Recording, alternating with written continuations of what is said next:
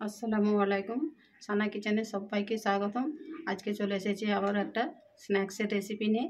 রুই মাছের চপ বানিয়ে দেখাবো। বিকালে চায়ের সঙ্গে কিন্তু ভালোই লাগবে রুই মাছের চপ। তার জন্য আমি এখানে 2 পিস রুই মাছকে নুন আর আদা দিয়ে সেদ্ধ করে নিয়ে ঠান্ডা করে কাঁটা ছাড়িয়ে নিয়ে পরিষ্কার করে নিয়েছি। এবারে এ থেকে আমি জলটাকে নিংড়ে ফেলে দেবো।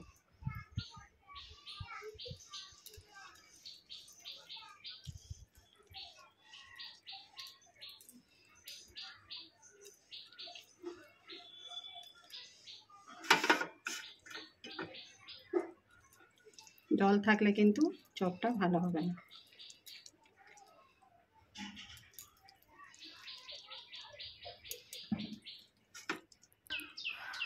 দেখুন বন্ধুরা, কড়া বসিয়ে দিয়েছি, সাদা তেল দিয়ে দিয়েছি। তেল গরম হয়ে গেছে। এখানে আমি আদা রসুনকে কুচি করে করে কেটে নিয়েছি। যেহেতু আমি চপ বানাবো, চপের জন্য বাটা মশলা কিন্তু ভালো লাগবে না, আমি কুচিয়ে নিয়েছি, দিয়ে দেবো।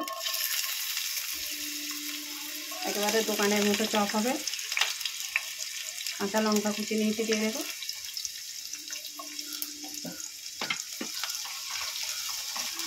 আর এখানে দুটো মাঝারি সাইজ পেঁয়াজ নিয়েছি, এটাও চপ করে কেটে নিয়েছি, দিয়ে দেবো। একসঙ্গে সব ভেজে নেব।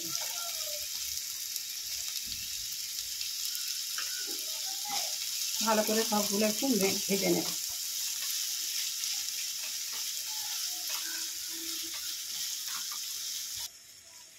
দেখুন, পেঁয়াজ আদা রসুন লঙ্কা সবের কিন্তু কালারটা চেঞ্জ হয়ে গেছে। এবার আমি এর মধ্যে জল থেকে নিংড়ে রাখা মাছটা দিয়ে দেব।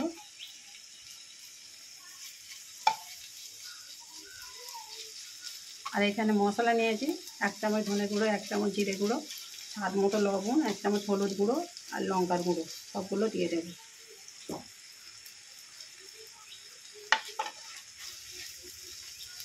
দিয়ে সবগুলো একসঙ্গে ভালো করে মশলা মাখিয়ে নেব।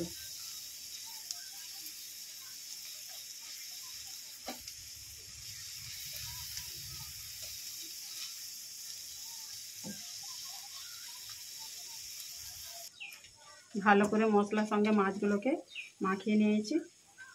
এবারে এখানে আমি দুটো মাঝারি সাইজের আলু সেদ্ধ করে রেখেছি, দিয়ে দেব।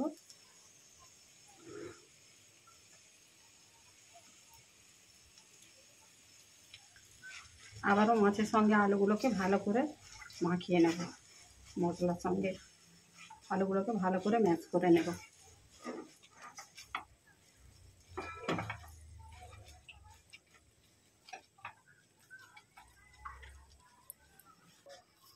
দেখুন, ভালো করে ম্যাশ করে নিয়েছি।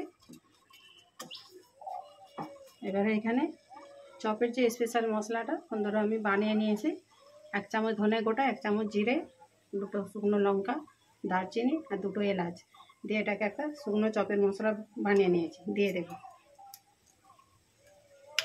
আর উপর থেকে ধনে পাতা কুচি।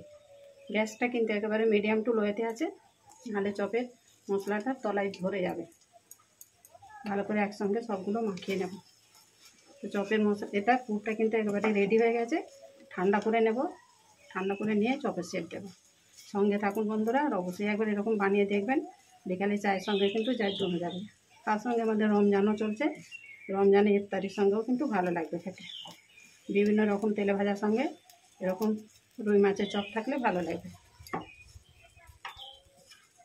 কমপ্লিট হয়ে গেছে একেবারে পুরটা। চলুন তাহলে বন্ধুরা, পুরটা ঠান্ডা হয়ে গেছে। ডো এতটা করে আমি নিয়ে নিয়েছি পুর। এবারে চপের শেপ দিয়ে দেবো। গোলও করবো না আর লম্বাটাও করবো না, আমি একটু দু সাইডটা একটু এরকম করে চপ বানিয়ে নেব।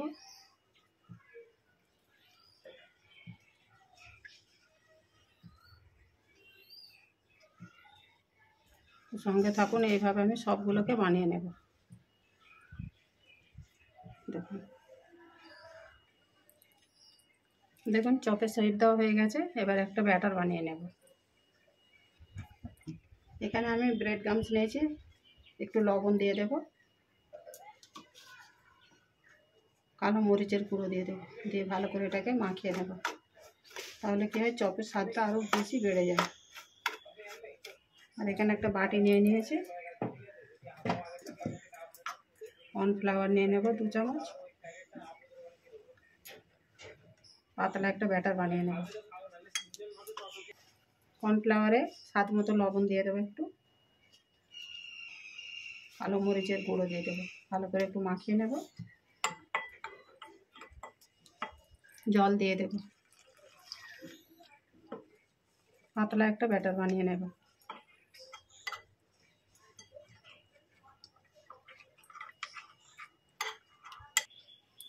দেখুন ব্যাটারটা বানানো হয়ে গেছে, এবারে ডুবিয়ে দেব, ব্যাটার থেকে তুলে নেব।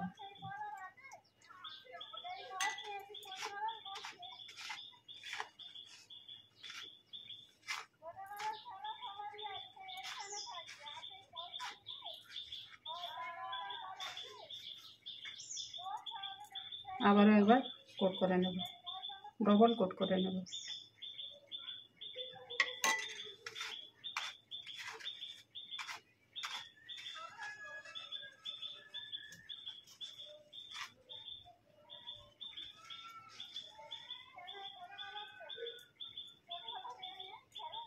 দেখুন এইভাবে কোট করে নেব, ডবল করে কোট করে নেব।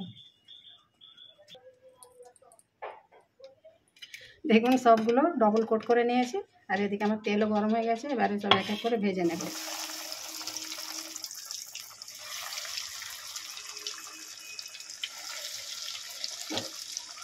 দেখুন এক পিঠ হয়ে গেছে, এবারে উল্টে দেব।